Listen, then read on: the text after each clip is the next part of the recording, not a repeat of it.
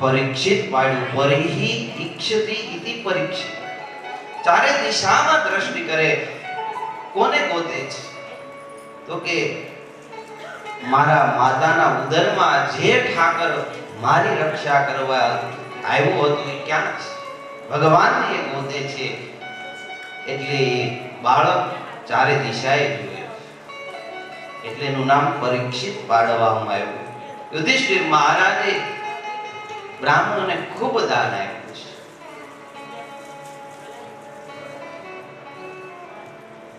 પુત્ર જાતે વ્યતિપાતે દત્તમ ભવતિ અક્ષયમ. એવું શાસ્ત્રો કહે કે જ્યારે ઘરે દીકરો થાય, હજી નાળ ન વધારેલું હોય ને ત્યાં સુધીમાં જો દાન આપવામાં આવે ને તો અક્ષય ફળ આપનારું છે. અને વ્યતિપાત નામનો યોગ આવે, એ યોગની અંદર જો દાન આપવામાં આવે તો અક્ષય ફળ આપનારું છે. ધૃતરાષ્ટ્ર મહારાજને જેવી જ જાણ થઈ કે મારા કુળનો દીપક જન્મો છે, એટલે તરત જ એમણે છૂટા હાથે દાન આપ્યું છે. બ્રાહ્મણો પણ ના પાડવા લાગ્યા, એટલું દાન આપ્યું છે. ઋષિ મુનિઓએ આવી અને એમની જન્મ કુંડલી કાઢી છે. અને પરીક્ષિત વિશે બતાવ્યું કે હે ધર્મરાજ, આ ઈક્ષ્વાકુ જેવો પ્રજાપાલક થશે, દાશરથે રામ જેવો બ્રાહ્મણ ભક્ત થશે, સત્ય પ્રતિજ્ઞ અને શિવી જેવો દાદા અને શરણાગત વત્સલ થશે, ભરત જેવો યશસ્વી થશે, બંને અર્જુન જેવો ધનુર્ધારી થશે.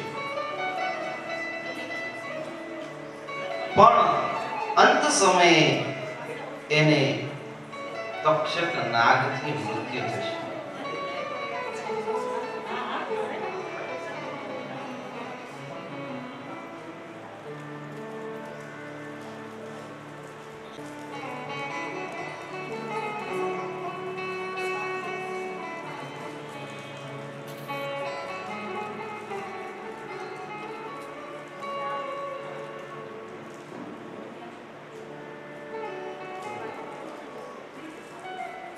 હેલો મિત્ર,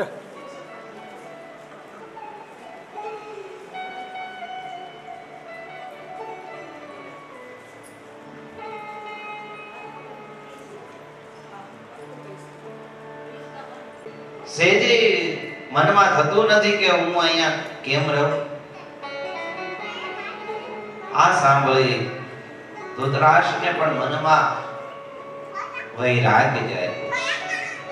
ગાંધારી અને ધૃતરાષ્ટ્ર બંને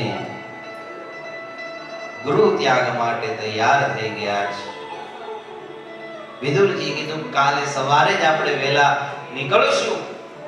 વિદુરજી ત્યાંથી પછી ધૃતરાષ્ટ્ર ને સમજાવી, બોધ આપી અને ધર્મરાજને મળવા ગયા છે. ધર્મરાજને કાકા વિદુરને જોયા એટલે ખૂબ આનંદ આવ્યો છે. બધા પાંડવો ધર્મરાજ સહિત વિદુરજીના ચરણોમાં વંદન કરે છે. માં કુંતાએ પણ વિદુરજીને ઓવારણા લઈ અને આશીર્વાદ આપ્યા છે. પ્રેમે રહ્યા. ત્યારબાદ વહેલી સવાર થઈ એટલે વિદુરજી ધૃતરાષ્ટ્ર અને ગાંધારીને લઈ અને સીધા જ સપ્તસરોવર સરોવર તરફ આવ્યા છે. આપણે જે આ વિસ્તાર છે ને, એ જ આ વિસ્તાર છે કે જ્યાં ધૃતરાષ્ટ્ર અને ગાંધારી આવ્યા હતા. આ સપ્ત સ્રોત કહેવાય છે. અહીંયા ગંગાજીના 7 ફાટા પડે છે, એમાંનો એક ફાટો આપણે અહીંથી નીકળે છે. આગળ જાવ ને તો સપ્ત સરોવર ઋષિનું આશ્રમ પણ છે.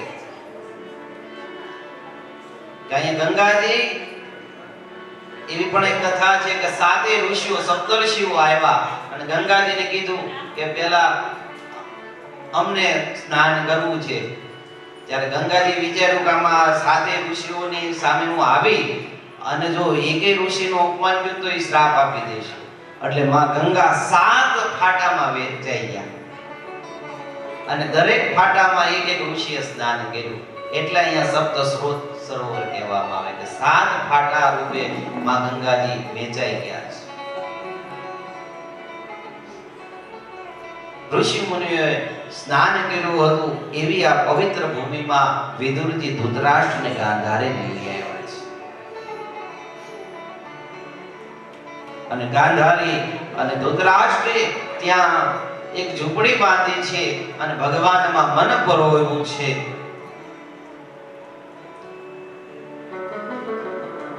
સમય વીત્યો, ધૃતરાષ્ટ્ર અને ગાંધારીનું મન ભગવાનમાં પરોવાઈ જતા યોગાગ્નિથી એ ઝૂંપડી અને ધૃતરાષ્ટ્ર અને ગાંધારી બળીને ભસ્મીભૂત થયા છે અને ભગવાનના ધામમાં ગયા છે.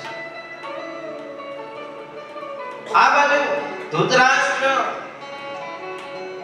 ને પગે લાગવા બીજે દિવસે સવારે ધર્મરાજ આવ્યા છે, પણ ધર્મરાજ અને ગાંધારી ક્યાંય છે નહીં. આખા મહેલમાં ગોતી વળ્યા, હસ્તિનાપુરમાં ગોતી વળ્યા, પણ ક્યાંય મળ્યા નહીં.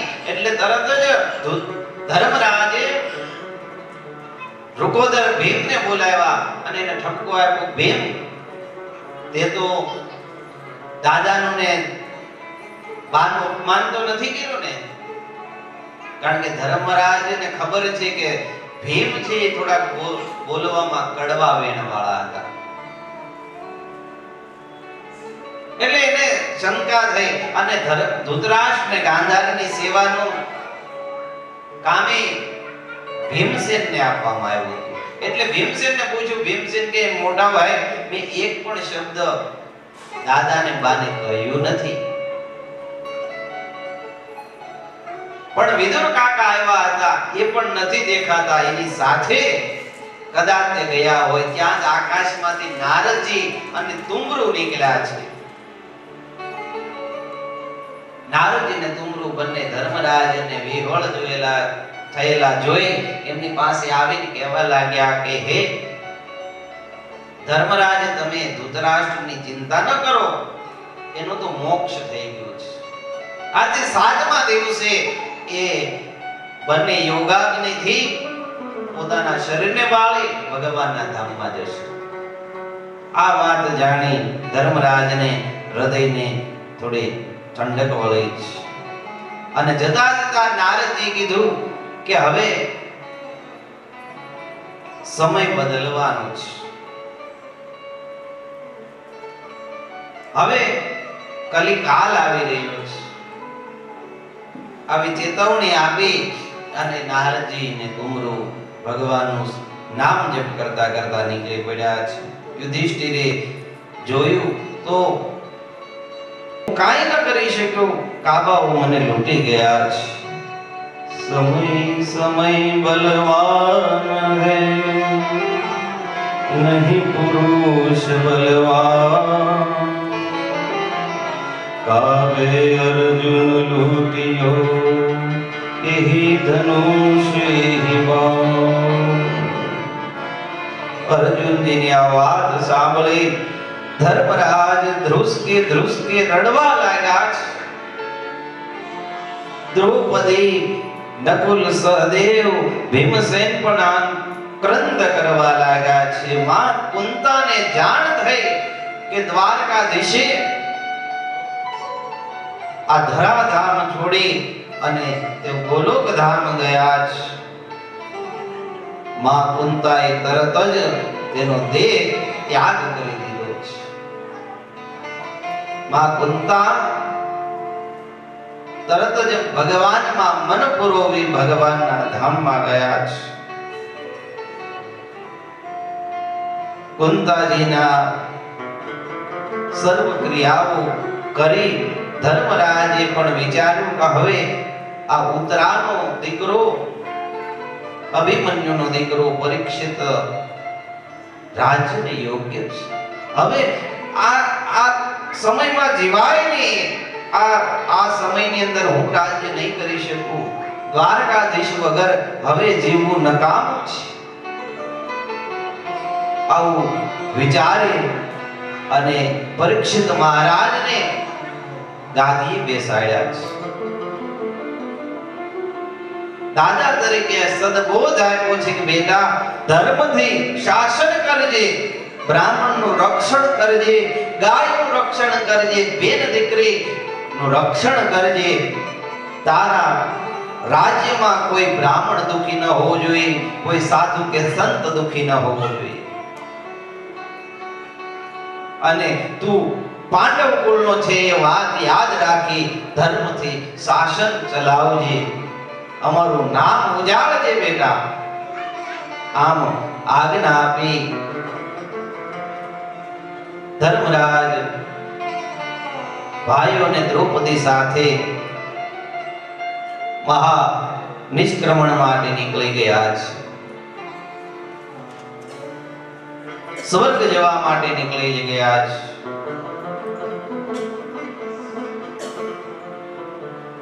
પરીક્ષિતને ગાદી સોંપી અને દ્વારકા તો જળમગ્ન બની ગઈ હતી, એટલે મથુરામાં ફરીથી યાદવને સ્થાપ્યા છે.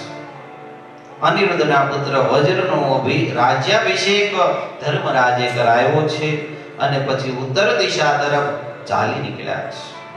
હરિપદને પ્રાપ્ત કરવા હિમાલય હાટ ગાળવા નીકળી પડ્યા છે.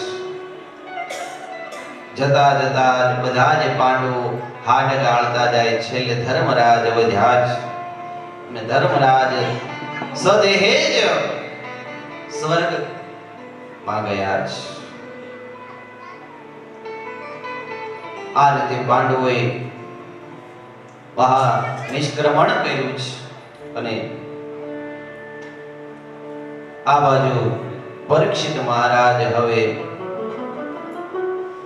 ધર્મથી શાસન શરૂ કર્યું છે. એમના લગ્ન એના મામાના દીકરી ઈરાવતી સાથે થયા છે. એના મામા ઉત્તર એની દીકરી ઈરાવતી સાથે એના લગ્ન થયા છે અને એને જન્મે જે વગેરે 4 પુત્રો થયા છે. કુલગુરુ કૃપાચાર્યને આચાર્ય બનાવી અને એમણે પણ ગંગા કાંઠે 3 અશ્વમેઘ યજ્ઞ કર્યા છે અને યજ્ઞમાં દેવતાઓ પ્રગટ થઈને યજ્ઞ ભાગ સ્વીકાર્યો છે.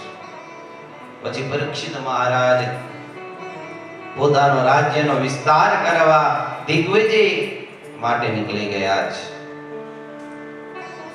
દિગ્વિજય રૂપે પરીક્ષિત મહારાજ જ્યાં નીકળ્યા હતા ત્યાં જ શુદ્ર રૂપે કલી એક વખત એક બળદને ઠોકરો મારતો હતો અને પરીક્ષિત એને દંડ આપીને છોડી મૂક્યો. જ્યાં આ વાત કરીને એટલે શૌનકજીને પ્રશ્ન થયો કે આ શુદ્ર રાજા કોણ હતો અને બળદને કેમ મારતો હતો? અને પરીક્ષિત રાજાએ બળદને અને ગાયને હેરાન કરતો હતો તો એને છોડી કેમ મૂક્યો?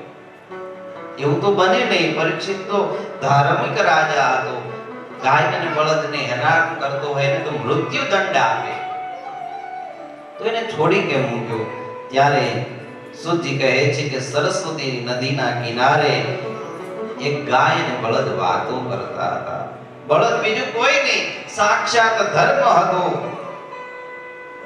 અને ગાય બીજું કોઈ નહીં, માં પૃથ્વી હતા. એ બંને વાતો કરે છે અને ત્યાં જ કલી શુદ્ર રાજા રૂપે આવ્યો છે અને બળદના 3 પગ તોડી નાખ્યા છે, એક જ પગ વધ્યો છે. ફક્ત સોચ ઉપર એ બળદ ઉભો છે. આ દ્રશ્ય પરીક્ષિત રાજાએ જોયું. એનાથી રહેવાયું નહીં કે કોઈ ગાય અને બળદને હેરાન કરે છે, વૃષભને હેરાન કરે છે. દોડીને ગયા છે અને ક્રોધિત થઈ અને એ શુદ્ર રાજા એવા કલીને પૂછવા લાગ્યા, કોણ છે તું? મારા રાજ્યમાં તું આ કોને હેરાન કરી રહ્યો છે? ગૌ બ્રહ્મણ પ્રતિપાળ એવો પરીક્ષિત હું હજી હાજર છું. જ્યાં આમ કીધું ને તો કલી દોડીને પરીક્ષિત મહારાજના ચરણમાં પડી ગયો છે કે મહારાજ મને ક્ષમા કરો, પણ મારો આ સમય ચાલે છે.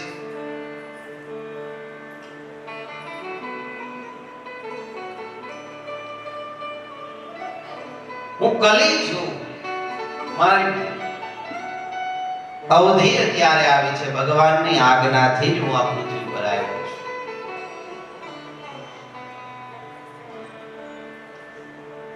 પરીક્ષિત રાજા કહે પણ મારા રાજ્યમાં તું ન રહી શકે, તું મારા રાજ્યની બહાર નીકળી જા. ત્યારે કલી હસવા લાગ્યો, મારા તમારું રાજ્ય ક્યાં નથી, આખી નવખંડ ધરતી ઉપર તમારું રાજ્ય છે. મારે જાવું તો જાવું ક્યાં? મારે પૃથ્વી પર ભગવાનની આજ્ઞાથી જ આવવું પડ્યું છે. હું ભગવાનની આજ્ઞાથી આવ્યો છું, પણ હવે તમારું રાજ્ય આખી પૃથ્વી ઉપર છે, મારે જવું ક્યાં? તમે મને મારી ન શકો, મને બાંધી શકો. ત્યારે પરીક્ષિત મહારાજ એક જાતને 4 જગ્યા આપું છું. એક તો જુગાર, બીજું મદિરા, ત્રીજું હિંસા અને ચોથી સ્ત્રી. આ 4 જગ્યા તારી. જ્યાં જુગાર રમાતો હોય ત્યાં કલી, જ્યાં મદિરાપાન થતું હોય, દારૂ પીવાતો હોય, કલીનું સ્થાન છે. જ્યાં હિંસા થતી હોય એ કલીનું સ્થાન છે. છેલ્લું સ્ત્રી, એ પણ કલીનું સ્થાન છે. ત્યારે કલીમાં કહેવા લાગ્યો, મહારાજ મારો જે પરિવાર છે ને બહુ મોટો છે, 4 ઓરડામાં તો હમાય એમ નથી, હજી એક ઓરડાની જરૂર છે, એક જગ્યા હજી આપો. ત્યારે કીધું જા, 5મું છે ને તને સુવર્ણ એટલે કે સોનું આપું છું, સુવર્ણમાં પણ તારો વાસ છે. આ 5 જગ્યાએ કલીનો વાસ કીધો છે. પણ હવે અહીંયા એક વાત આવે કે સોનું તો ઘણી વખત ભગવાનને સોનાના શણગાર કરવામાં આવે છે, તો સોનામાં કલીનો વાસ છે કોઈ કીધું તો સોનું, ગીતાજીમાં તો એમ કીધું છે ભગવાને સ્વયં ધાતુ નામ કાંચનમસ્મિ, કે ધાતુઓમાં સોનું મારું સ્વરૂપ છે અને એ સોનામાં કલીનો વાસ છે. તો સોનું પહેરવું કે ન પહેરવું, સોનું વાપરવું કે ન વાપરવું, તો એનો નિર્ણય આપ્યો છે કે જે અનિતિથી કમાવામાં આવે એ સોનું છે ને એમાં કલીનો વાસ છે. નીતિથી તમારા પરસેવાયની કમાઈથી જે કમાઈને લેવામાં આવ્યું એ સોનું, એ ભગવાનનું સ્વરૂપ છે, એ ક્યારેય હેરાન નહીં કરે. જો અનિતિથી તમે સોનું લઈ આવ્યા હોય ને એનો હાર કોઈ ગળામાં પહેરાવ્યો ને તો એ ગળો સલામત નથી, અને કાં તો એ ગળું સલામત હોય તો એ ગળામાંથી એવું નીકળશે કે તમે સલામત નહીં. પેલી વાત કીધી કે મૃત્યુનો ભય ત્યજી દેવો. આપણે છે ને મોત ભૂલી જાય છે, પણ મોતની બીક બહુ લાગે છે. પણ અહીંયા એ ઉલટું છે, તમારે મોતને યાદ રાખવાનું છે પણ મોતનો ભય નથી રાખવાનો. મૃત્યુ નક્કી છે, આજ નહીં તો કાલે કોઈને કોઈ સમયે આપણું મૃત્યુ લખેલું છે. જ્યારથી આપણો જન્મ થયો ને ત્યારથી મૃત્યુ નક્કી છે. એટલે જે વાત નક્કી છે તો એનાથી બીવાનું શું? એનો ભય ત્યજી દેવો જોઈએ. એનો ભય જ્યાં સુધી રહેશે ત્યાં સુધી આપણે જીવનમાં આગળ નહીં વધીશું. અને આપણે જે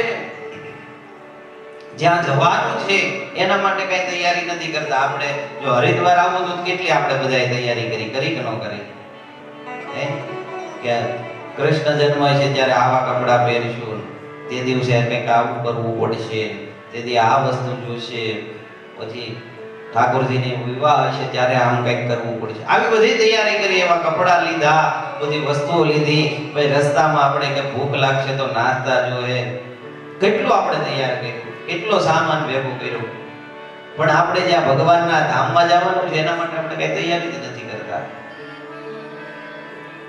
કરવી જોઈએ કે નહીં? કારણ કે ભગવાનના ધામમાં જઈએ તો ત્યાં ઈ દેશમાં જે ચાલતું હોય ને ઈ લઈ જવું પડે. આપણે અમેરિકા જઈએ તો પૈસા નો હાલે, ત્યાં ડોલર લઈ જવા પડે. યુકેમાં જાય તો ત્યાં પાઉન્ડ લઈ જવા પડે, રશિયામાં રૂબલ લઈ જવા પડે. એમ ભગવાનના ધામમાં શું હાલે? તો કે ભગવાનનું નામ હાલે. તો આપણે નામ જપ કરવા જોઈએ. પણ આપણે એ ભૂલી જાય છે. સૌ પ્રથમ પરીક્ષિત મહારાજને સુખદેવજી કહે કે આ મન છે એને જીતવાનું છે. કારણ કે મન છે ખૂબ સંચલ છે. આની આ વાત અર્જુને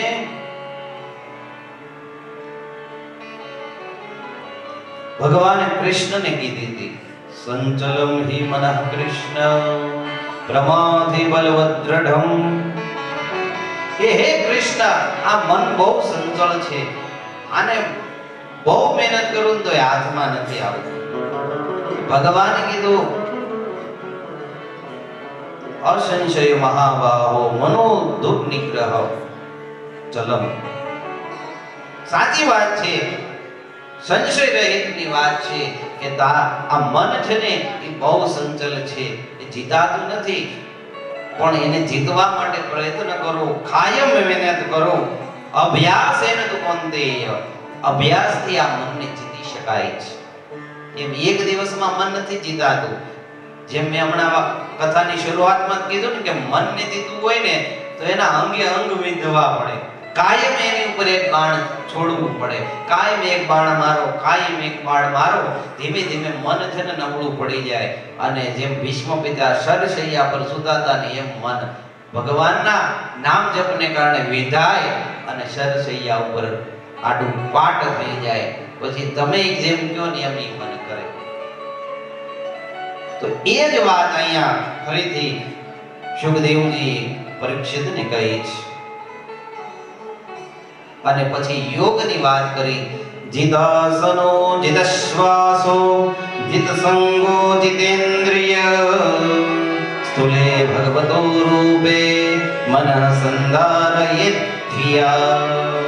પેલું જીત આસન. હું કીધું આસનને જીતો.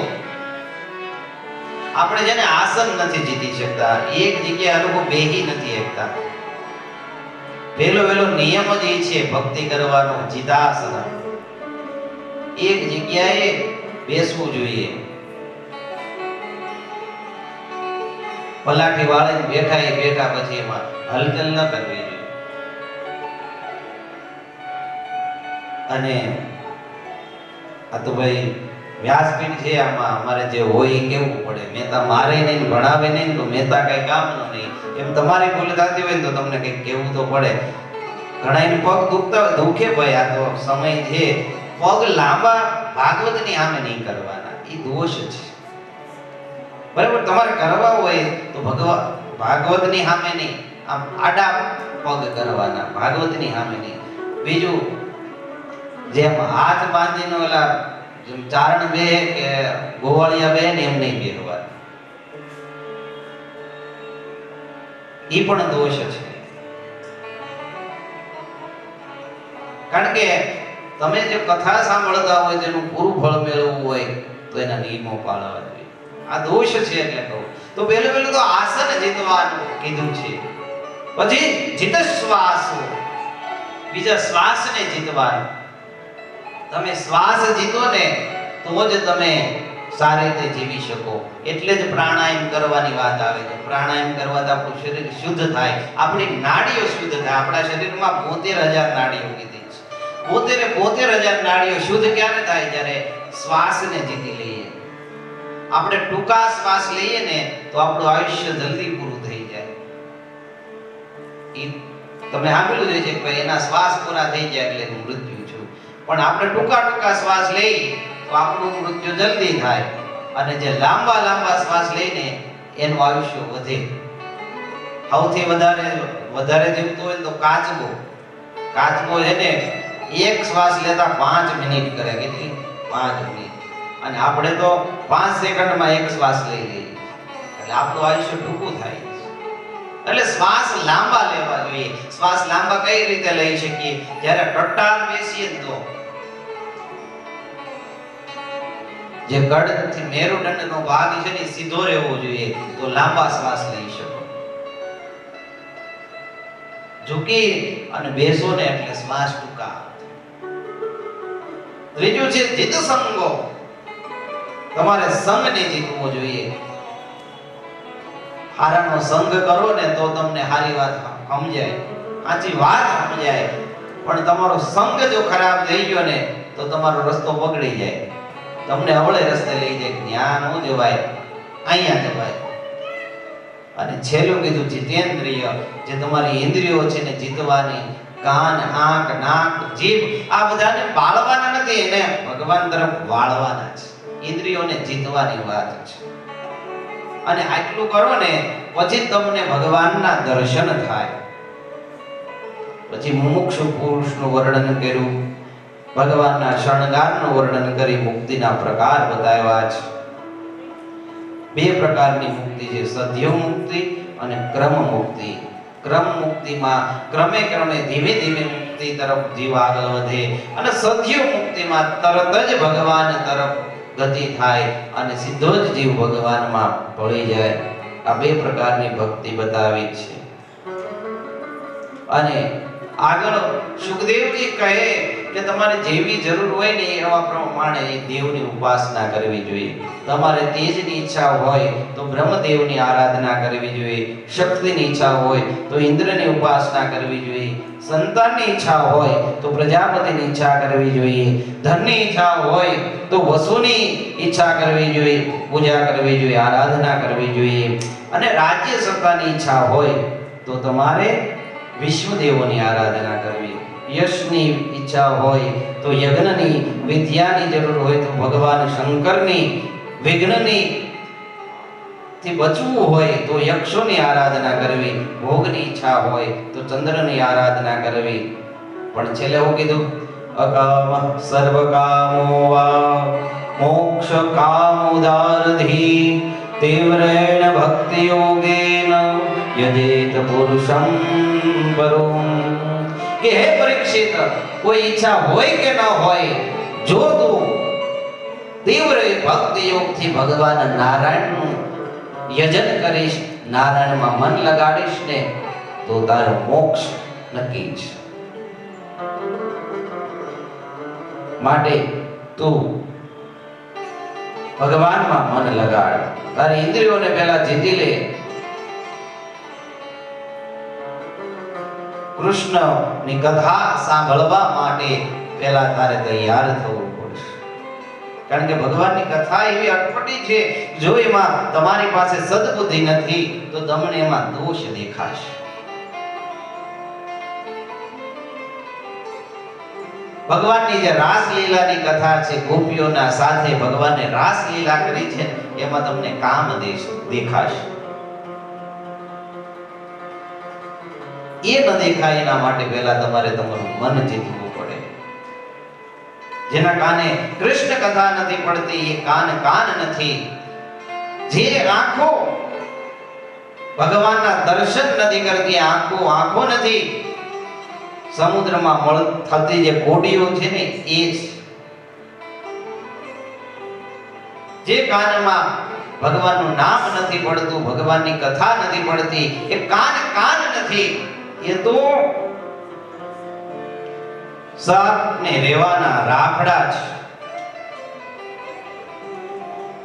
અને જે જીવ ક્યારે મંદિરે નથી ગયો, જે જીવ ક્યારે ભગવાન તરફ વળ્યો નથી, જેને ક્યારે ભગવાનનું નામ લીધું નથી, જે ભગવાનની સામે કોઈ દી નમો નથી, જેને જગદંબાની ક્યારે સ્તુતિ કરી નથી, ભગવાનની સ્તુતિ કરી નથી, એ હકીકત કેવો છે. સ્વવિષ્ટ વરાહોષ્ટ ખરે સંસ્તુત પુરુષ પશુ ન યત કર્ણ પથોપેતો જાતુ નામ ગદાગ્રજ. જેના કાને કથા નથી પડી તે તો કૂતરા જેવો છે, ભૂંડ જેવો છે, ઊંટ જેવો છે, ગધેડા જેવો છે, એમ કીધું સુખદેવજીએ. અને એના કાન સાપને રેવાના રાવડા છે.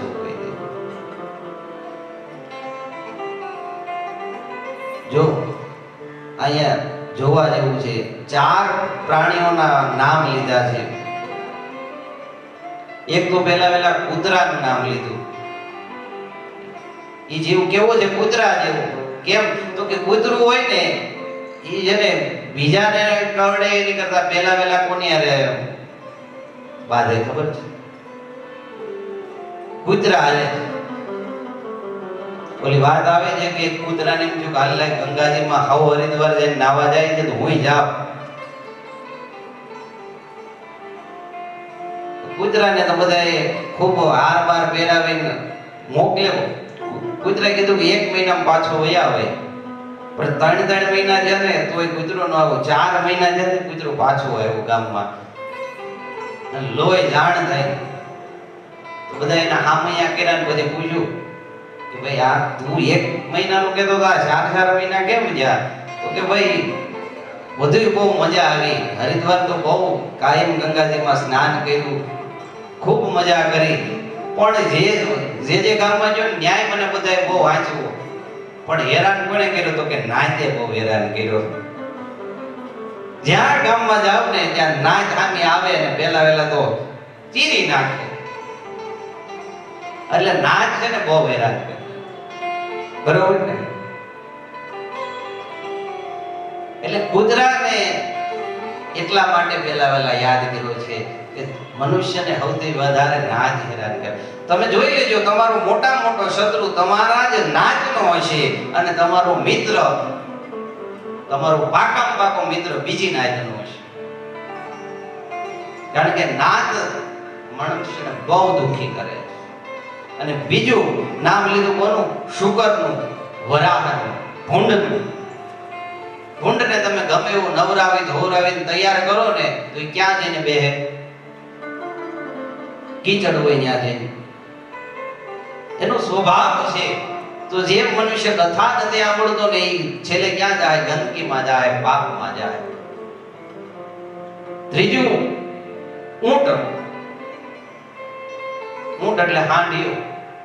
આ હાંડિયો કે એને કેમ યાદ કર્યો? તો કે એક ઓલી વાત આવે છે ને, આપણે નાના હતા કવિતા આવતી કે દાખે દલપત રામ અન્યના તો 1 વાગા આપના 18 છે.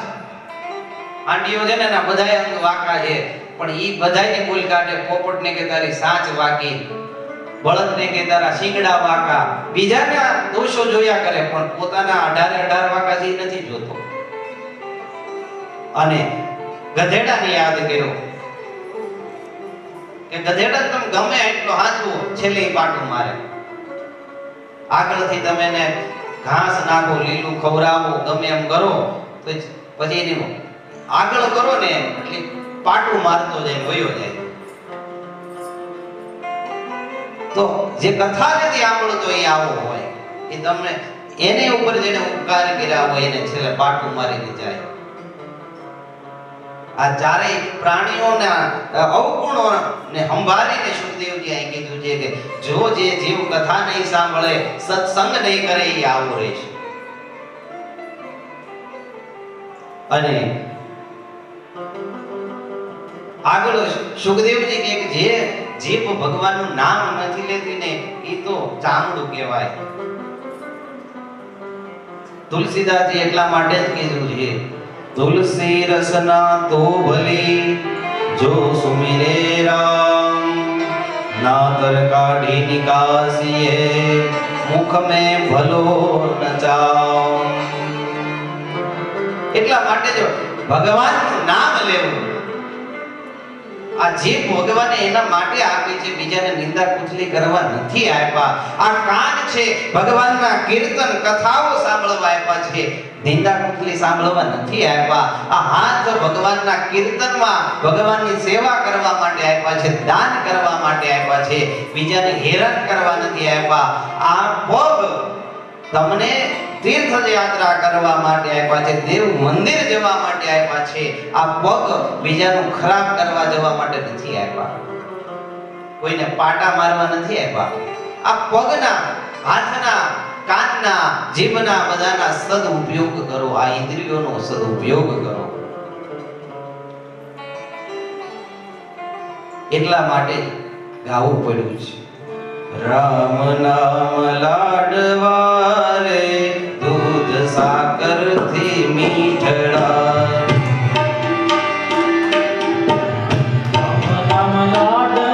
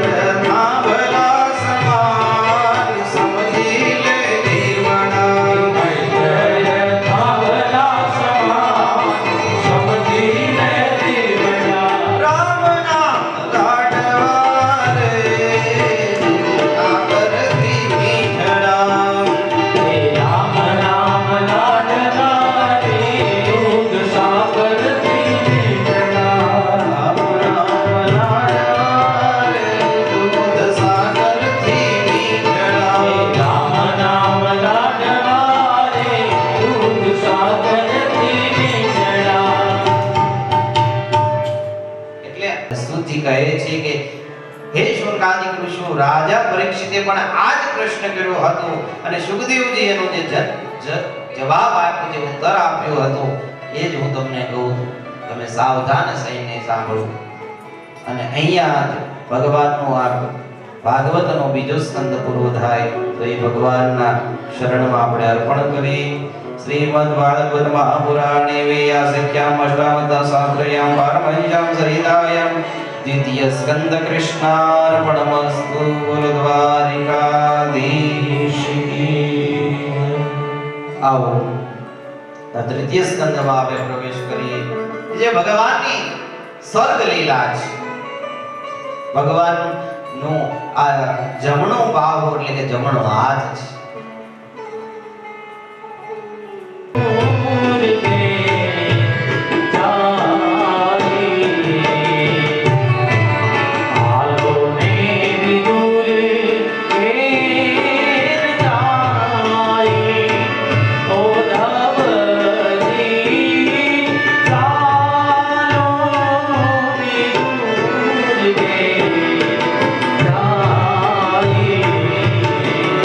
Yeah.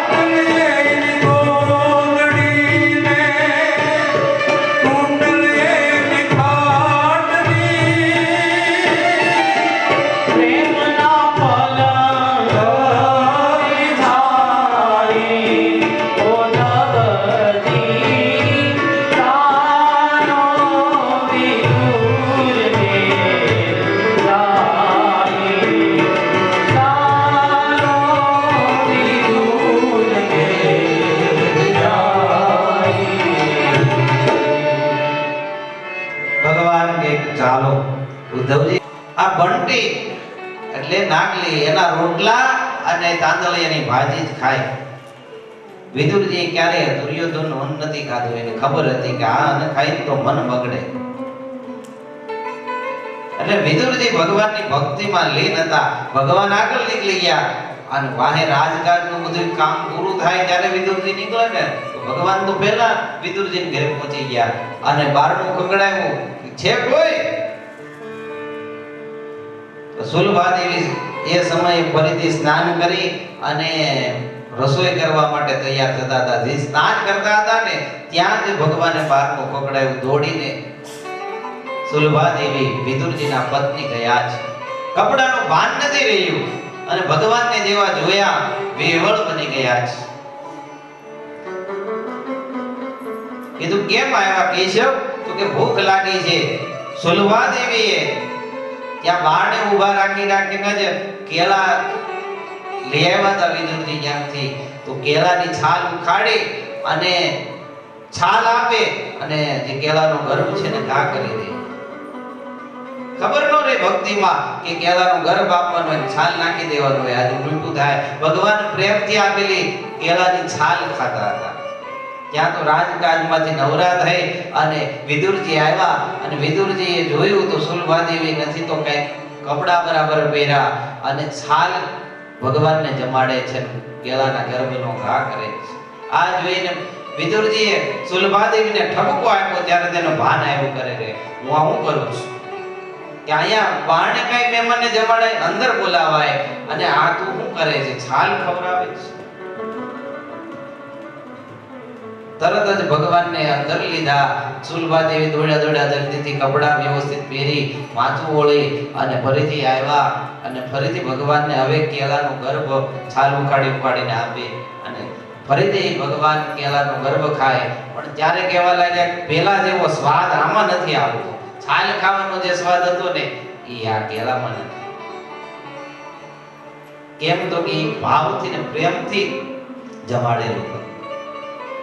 અને ભગવાન કે મેં મારી જિંદગીમાં પહેલી વાર આ છાલ ખાધી. છાલ એટલી સ્વાદિષ્ટ કોઈને આજ ખબર પડે.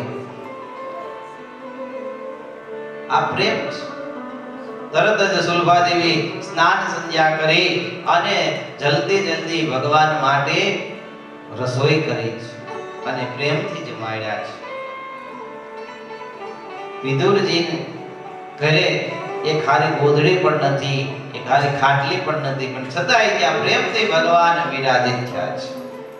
ઉદ્ધવજીને નવાઈ લાગી કે ભગવાન આ મેલ મૂકી અને આ એક ગરીબના ઘરે ગયા, પણ ઉદ્ધવજી તો ભગવાનના ભક્ત હતા. બધું જાણી ગયા કે ભગવાન પ્રેમને વશ થઈને ગયા છે.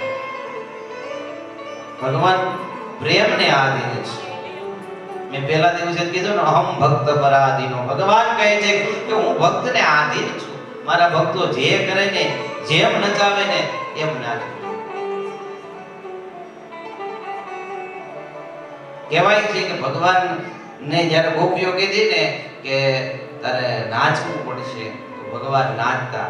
એક વખતની વાત છે, ભગવાન રિસાયા અને જશોદામાને કીધું જા માં તું નહીં ખવડાવતું કઈ ભૂખ્યો નહીં રહો. આ બધી ગોપીઓ મને પ્રેમ કરે છે, હું એના ઘરે જઈને ખાઈ લઈશ. બાજુ વાળી ગોપીને જઈને કીધું મને દહીં આપ, મારે દહીં ખાવું. તો કે દહીં નથી, વેચી આવ્યા. તો કે માખણ આપ. તો કે માખણ નથી, મેં એને ઓગાળી નાખ્યું, ઘી કરી નાખ્યું. તો કે ઘી આપ. તો કે ઘી તો મારો વર વેચવા વયો ગયો. આમ બધા માગે પણ કોઈ આવા જવાબ આપે. એક ગોપીને ઘરે ભગવાન ગયા તો કીધું કે કાઈ છે ઘરે પડ્યું છે? એ કે કાઈ છે નહીં, ખાટી છાશ છે. તો કે ઈ લાય, હવે એક છાલ્યું ભર દે, પેટમાં બળતરા હાલી. ગોપી કે પણ એમ નામ કેમ દઉં તને, કઈક તું કર તો હું તને આપું છાશ. ત્યારે કીધું કે હું શું કરું તો તું છાશ આપે? તો કે તારે નાચવું પડશે. કાના નાચ.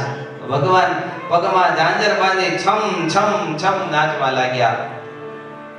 શેષ મહેશ દિનેશ ગણેશ જાહી અભેદ અછેદ કહાવે, તાહી અહિર કી છોહરિયા છછિયાવર છાછ પે નાચ નચાવે.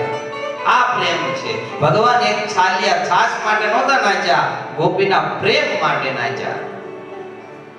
અને આજે ભગવાન પ્રેમના કારણે જ વિદુરના તૂટેલી ખાટલીમાં તૂટેલી ગોદડીમાં બેસી અને બંટીનો રોટલો અને કાંદળિયાની ભાજી ખાધી છે.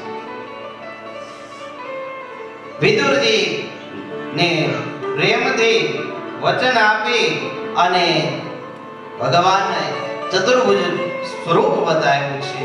વિદુરજીને દર્શન આપી અને ત્યાંથી નીકળી ગયા છે અને ફરીથી પાંડવો પાસે આવ્યા અને પાંડવોને કીધું કે ભાઈ યુદ્ધ વગર કઈ ઉદ્ધાર નથી. યુદ્ધ નક્કી છે. મેં 5 ગામમાં આવ્યા તોય ના પાડી દીધી. એટલે હવે તો યુદ્ધ માટે તૈયારી કરવા માંડો. તમારા જે મિત્રો હોય એને ભેગા કરવા માંડો. વિદુરજીએ આ બાજુ એમ થયું કે મારા મોટા ભાઈનો કુળનો નાશ થશે, લાવ એને સમજાવું. એટલે વિદુરજી ધૃતરાષ્ટ્રને સમજાવે કે મોટા ભાઈ તમે સમજો, ભગવાન કૃષ્ણ સ્વયં વિષ્ટિ માટે આવ્યા હતા, દૂત તરીકે આવ્યા હતા, પણ તમે સમજ્યા નહીં, દુર્યોધન સમજ્યો નહીં. દુર્યોધનના કારણે તમારા કુળનો નાશ થશે. ત્યજેદ એકમ કુલસ્યાર્થે, આખા કુળનો નાશ થાય એની કરતા એકનો ત્યાગ કરી દેવો જોઈએ. આ દુર્યોધનનો તમે ત્યાગ કરી દો, નહીતર તમારો કુળનો નાશ થઈ જશે. આ વાત દુર્યોધને સાંભળીને એટલે એને વિદુરજીનું અપમાન કર્યું કે તું તો દાસીનો દીકરો છે ને તને મેં કાકા કાકા કહીને માથે ચડાવ્યો છે અને તું આવી વાતો કરીને મારા બાપને ચડામણી કરે છે, આવી શિખામણ આપે છે. આમ કહી અને કશ્યપ ઋષિ સંધ્યામાં લાગી ગયા છે. આ બાજુ દીદીને બે ભયંકર સંતાન ઉત્પન્ન થયા. જોત જોતામાં જ વિશાળ રૂપ ધારણ કરી લીધું. એના મસ્તક આકાશને આંબા લાગ્યા. એમાંનો જે મોટો દીકરો છે હિરણાક્ષ ખૂબ બળવાન હતો. બધા દેવતાઓ સાથે લડવા લાગ્યો. બધાય દેવતાઓ હારી ગયા. જઈને વરુણ દેવને કીધું કે મારી સાથે યુદ્ધ કર. ત્યારે વરુણ દેવ કીધું મારું કામ નહીં, તમે એક કામ કરો, તમે નારાયણની સાથે યુદ્ધ કરો. તો કે નારાયણ મળે ક્યાં? તો કે એ તો મને નથી ખબર એ ક્યાં મળે. પણ એક વાત તમને કહું કે તમે આ જે પૃથ્વી છે ને એને પકડી લેશો ને એટલે નારાયણ પૃથ્વીનો ઉદ્ધાર કરવા આવશે. હિરણાક્ષ તરત જ પૃથ્વીને લઈ અને જળમાં પ્રવેશી ગયો. જળમાં ડૂબાડી દીધી પૃથ્વી. અહીં પ્રશ્ન થાય કે ભાઈ આ દરિયો છે એ તો પૃથ્વી ઉપર જ છે, તો પૃથ્વીને દરિયા કેમ ડૂબાડીએ છે? પણ આ ઈ દરિયાની વાત નથી, જે પૃથ્વી ઉપર દરિયો છે એની વાત નથી. હમણાં વૈજ્ઞાનિકોએ સંશોધન કર્યું કે ભાઈ આ પૃથ્વીથી અનેક યોજન દૂર એક એવું મોટું જળનો સ્ત્રોત છે, મોટો દરિયો છે. અને ઈ દરિયો બીજું કાંઈ નહીં, ક્ષીર સમુદ્ર કે જેમાં ભગવાન શયન કરે છે. ઈ જ દરિયામાં હિરણાક્ષ પૃથ્વીને લઈને ડૂબાડી દીધી. ભગવાનને સૃષ્ટિની સર્જન કરવાની ઈચ્છા થઈ એટલે બ્રહ્માજીને પ્રગટ કર્યા. બ્રહ્માજીની પ્રાર્થનાથી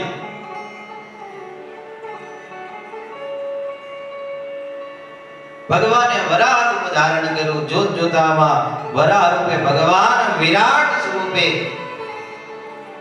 પ્રગટ થયા અને એ હિરણાક્ષ દૈત્યનો વૈધ્ય કર્યો અને પૃથ્વીને પોતાના દંતશૂળ વડે ઉપાડી બહાર લાવી સ્થિર કરી.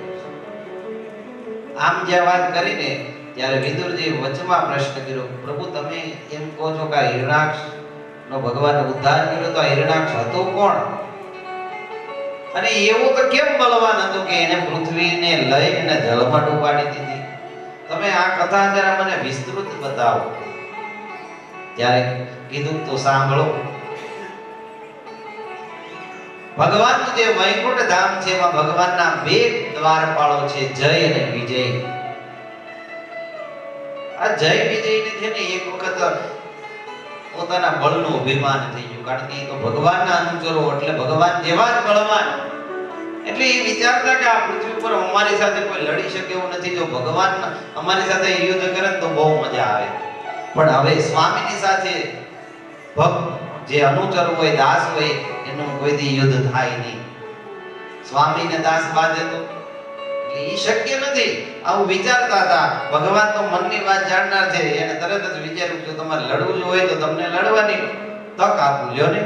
તરત જ સનકાદિક ઋષિઓને પ્રેરણા કરે. સનકાદિક ઋષિઓ ફરતા ફરતા વૈકુંઠમાં આવ્યા છે. આજે 7 દ્વાર છે એવું કહેવાય છે વૈકુંઠના. પહેલા દ્વારે જે દ્વારપાળ હતા એને ન રોક્યા, બીજા, ત્રીજા, છેલ્લું જે 7મું જે દ્વાર હતું જ્યાં જય વિજય ઉભા હતા ને ત્યાં પ્રવેશ કરવા જાય એને તરત જ આડો હાથ કરી દીધું, ઊભા રહો. એમ વૈકુંઠમાં ન જવાય, પહેલા મેં ભગવાનને પૂછાવી કે તો તમને અંદર પ્રવેશ આપી. સનકાદિક ઋષિઓને ભગવાનની પ્રેરણાથી ક્રોધ આવ્યો અને કીધું કે જાઓ, તમે વૈકુંઠમાં રહેવાને લાયક નથી, તમે તો અસુર જેવા જાઓ, અસુર થઈ જાઓ. અને એ જ બને જય ને વિજય આ દીદીના ઉદરે હિરણાક્ષ ને હિરણ્યકશિપુ રૂપે જન્મ્યા છે. હિરણ્યકશિપુ અને હિરણાક્ષ રૂપે જન્મ્યા છે. જય ને વિજયને પોતાની ભૂલ સમજાય અને સનકાદિક ઋષિઓને આજીજી કરવા લાગ્યા. ત્યાં ભગવાન ક્યાં પ્રગટ થયા અને કીધું કે જય વિજય, હવે તમને જે શ્રાપ મળ્યો છે ને એ શ્રાપ તો નક્કી થશે.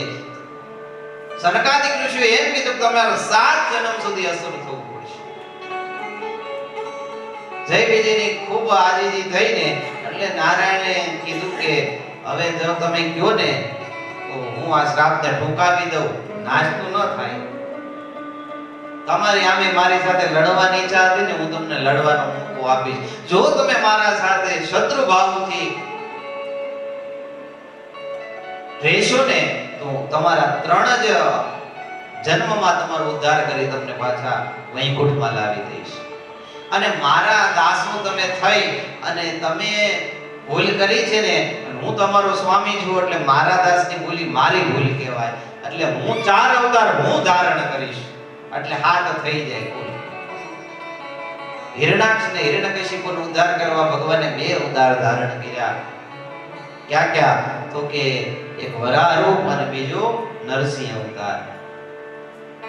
ઈના જય વિજય બીજા જન્મે રાવણ અને કુંભકર્ણ થયા.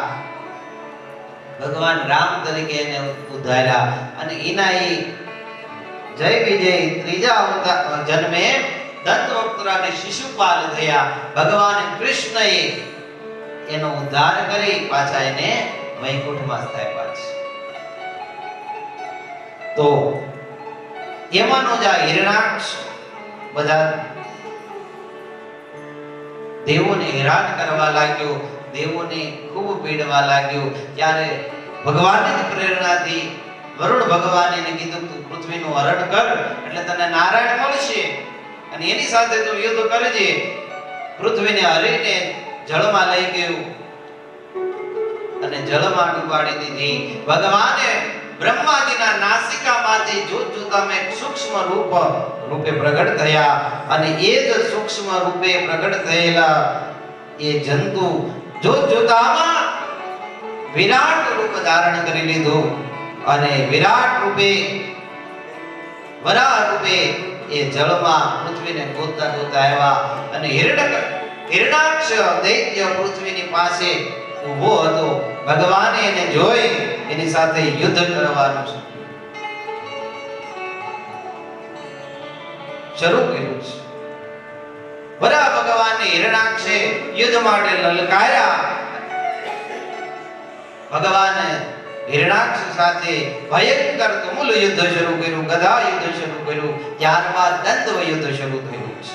બધા જ ઋષિઓ આવ્યા અને કહેવા લાગ્યા કે પ્રભુ સંધ્યા કાળનો સમય થયો છે, આ દૈત્યનું બળ વધી જાય, હવે તમે રમાડો નહીં, આ દૈત્યનો ઉદ્ધાર કરો. અને ભગવાને જોત જોતામાં જ દૈત્યના કાનમાં એક મુષ્ટિકાનો પ્રહાર કર્યો અને પ્રહાર કરતા દૈત્ય ચક્કર ખાય અને ભૂમિ પર ઢળી પડ્યો છે. બોલો વરાહ ભગવાન કી. આ પ્રમાણે વરાહે દૈત્ય હિરણાક્ષનો ઉદ્ધાર કર્યો. ભગવાન વરાહે પૃથ્વીને દંતશૂળને ઉપાડી અને